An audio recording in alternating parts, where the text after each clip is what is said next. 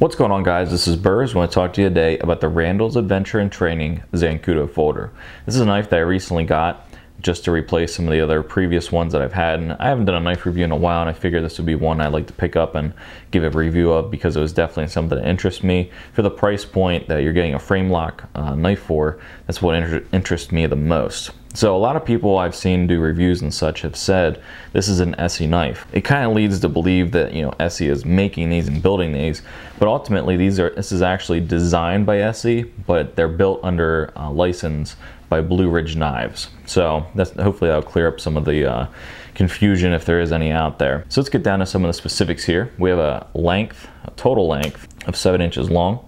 You have a blade length of 2 15/16 of an inch long, and the actual cutting edge is 2 3/4 long, with this being a full flat grind, as you can see here. The blade thickness is 3/32 of an inch. The overall handle thickness is 3/8. It's made of AUS-8 steel, has a Framelock, as you can see here, and it has tip up or tip down carry, as you can see here. You can move the handle, the clip from the top to the bottom. You can do tip up or tip down. And it has the ambidextrous thumb studs, as the majority of knives do. And what I wanted to do was I have a Skyline over here, and what I wanted to do was get a knife that can compare to the Skyline as far as the size, the price, which the price on these is very similar. I wanted to get something that I can compare to the Skyline, because I don't currently have many things in this size, because I don't like anything under 4 inches usually to carry. Usually I like something that's at least 4 inches or longer, you know, as do, you know, many other people out there. You know, that's the reason why I got it. I thought it would definitely be a cool comparison. You know, this one has a Framelock. You don't see Framelocks usually in the price point of what this is, which is a sub $50 knife.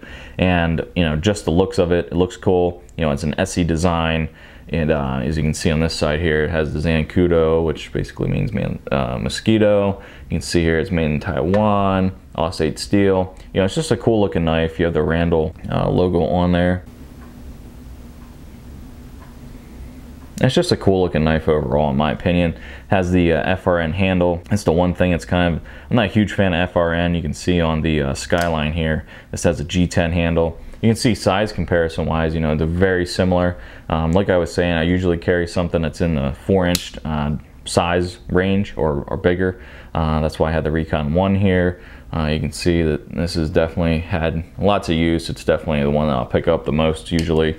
And then, you know, from time to time I'll be picking up my Spyderco military, depending on, you know, what I'm doing, or if I can't find my cold steel, I'll go ahead and use that one. So I'm not really that big on weight. I'm not really that big on philosophy. A knife is a knife in my opinion. Of course, bigger ones are going to do things smaller ones can't.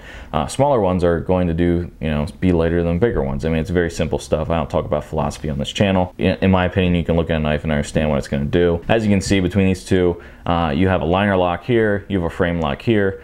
Of course, they're both very strong. Of course, the Framelock is going to be stronger in many circles than what the liner lock is. I haven't noticed any problems with the liner locks that I have. You know, I have this Spyderco military, and I don't have any problems there. But it's always cool to have, you know, different stuff. So using the Framelock here, you know, definitely is relatively easy. Of course, when you get it, it's going to be a little more difficult to operate one-handed when you go to close it.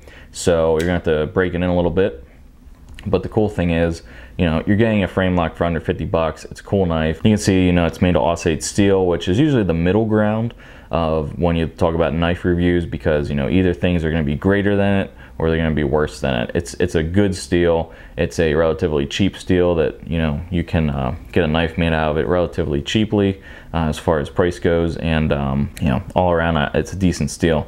Usually Cold Steel uses it a lot on stuff they make. But you can see here that it's definitely easy to move around because of the FRN. You put your thumb here and you go to switch it around. I mean, you can use it easily for tons of, you know, tactical stuff like cutting cardboard or cutting some envelopes open or stuff like that. Obviously, I'm joking there. Any knife can be used in, you know, a self-defense situation. Obviously, if you have something that is longer, you're going to get a little bit more reach out of it compared to something that's shorter. That's just a given in my opinion. But a knife is a knife, in my opinion also. I have plenty of videos talking about, you know, people talk about using knives in self-defense situations and etc., etc.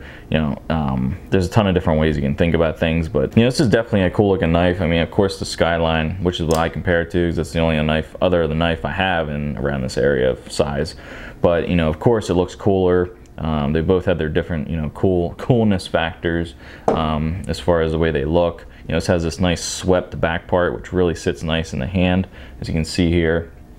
You can lock it in there, and it doesn't have any, I would say, relatively good use jimping. But then again, you know, you don't really need jimping on everything. I don't really see the point of it, especially on something this small.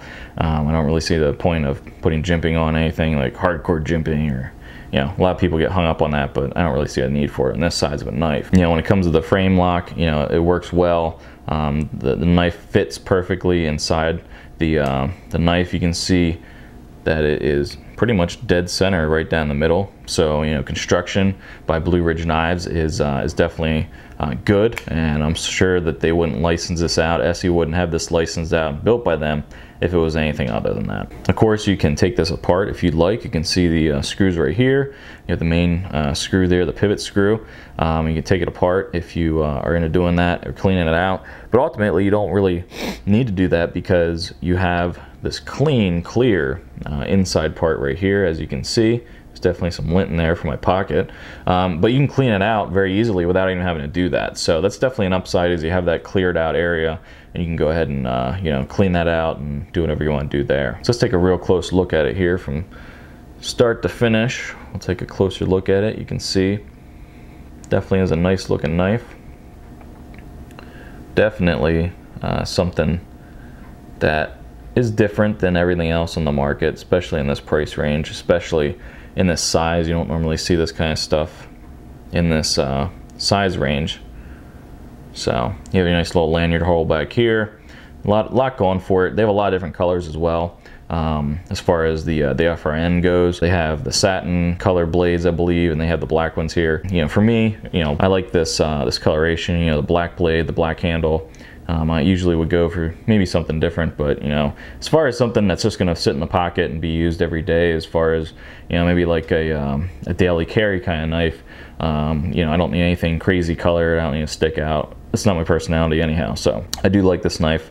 I think it's a great value. It's sharp as can be, has a nice edge on it, comes, you know, nice and sharp, which I wouldn't expect anything else when you're buying a knife. A lot of places will, you know, some places, when I say a lot, but some places will send you knives that aren't very sharp right off the bat, which in my opinion is complete crap. If you're buying a knife, you should have it relatively sharp, in my opinion, but you know, it definitely comes sharp and there's no problems there. So if you guys are looking for a cool knife, in my opinion, I really like this one. I think there's not really much they could do different, because the price point of, you know, you can actually change out the tip up or tip down. You have a nice size knife. The one thing I would like to see them do, though, is make a little bit bigger one to compete with the stuff on the market, like the military, the Recon one. You know, maybe make like a 4-inch blade one that could compete with something else on the market for people like myself who like the bigger blades. You know, I like a 4-inch blade, maybe a 4 1/4. You know, a little bit 3.9 inches. You know, somewhere around there is what I like to carry. I like to have a little bit extra reach. So if they can make something, you know, a little bit bigger, maybe make this the baby and make that one, you know, normal size, it's definitely something that would interest me from a consumer standpoint. I'm sure that the price point would probably be around $70 then, which would then be easily in line with something like the Recon 1. So I think that's definitely something they could probably do in the future, and I hope they do, because it'd definitely be something I would purchase. So if you guys have any questions or anything, let me know. If you guys have your own Zancudo folder, go ahead and put it in the comments down below how you like it, or better yet, make a video about it. And until next time, later. If you guys have your look at this, I just got caught on my own Shima.